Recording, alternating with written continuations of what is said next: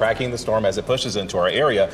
Elizabeth Gardner is watching very closely here, but the big thing this half hour, Elizabeth, that tornado watch in effect. Yes, and it does cover the entire viewing area until 1 o'clock. I want to get right in here and show you what's going on. We do have a tornado warning here across parts of the Triad, but look at how long this line is of the severe thunderstorm warnings. We're going to be wanting to take those very seriously for today. They're going to produce potentially some wind damage with winds up to, say, 60 to 70 miles per hour. You can see how all this is starting to get closer and closer to us.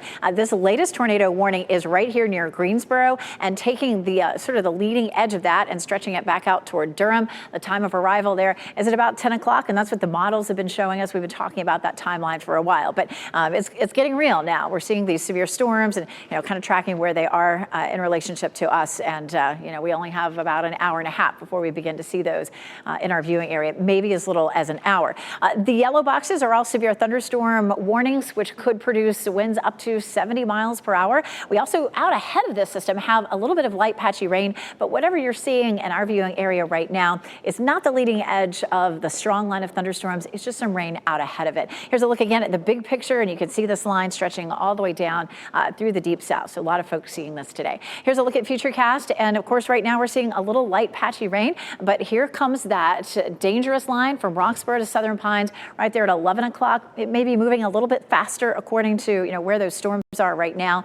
At lunchtime, right through the middle of the viewing area, and between 2 or 3 in our eastern North Carolina, eastern counties, and then moving on out. Behind this, we'll have a few isolated showers. We also have a wind advisory. We have very gusty winds across our area right now. Temperatures are in the 60s, and we'll see a high near 70. Coming up, we're going to take a closer look. We're going to be watching these storms closely as they get closer to us, and we'll talk about where your safe place could be in a tornado. Right now, the storm moving across North Carolina. This is a live look in Hickory, where that rain is coming down.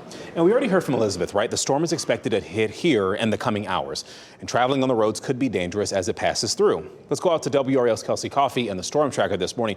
Kelsey, we are expecting conditions to kind of worsen as the storm system arrives. Yes, Chris, we are, and our meteorologist team says that for now we're just seeing some isolated showers, and that's exactly what's happening here on 40 in Burlington. So you can see just a little bit of light rain here.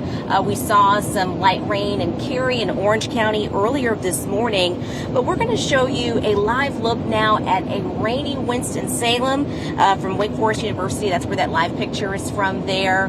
So that storm system is just moving its way throughout our entire state, and we should be seeing it here in the Triangle over the next few hours. So as far as your current morning commute, what you're going to see on your screen here at 40, on 40 in Burlington, really should be what you should expect for your morning drive. We're not expecting to see conditions worsen until about 10 o'clock today. So be good to go for the morning commute, but if you are trying to get out around lunchtime, that may give you some trouble. Kelsey Coffey, WRAL News. I'm in Burlington.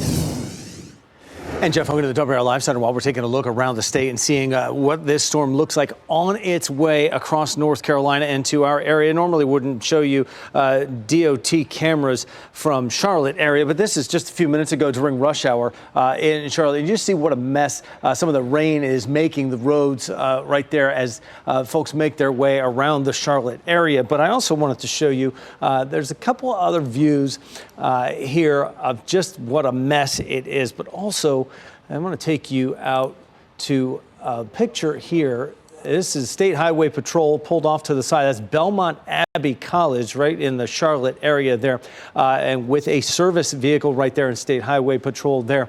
Don't know if they're working on any lines right now. You can see part of a road is closed there in the distance. Don't know if that is exactly power lines down right there, but high winds made their way through there. That is the leading edge of the storm has passed this area here. So now we're looking at some of the aftermath of what we're going to get here in a couple hours. All right. Thank you, Jeff. And here in North Carolina, Duke Energy teams are preparing in case power outages happen. WRAL's Laura Levine shares crews are standing by because they know what effect the storm could have on our area.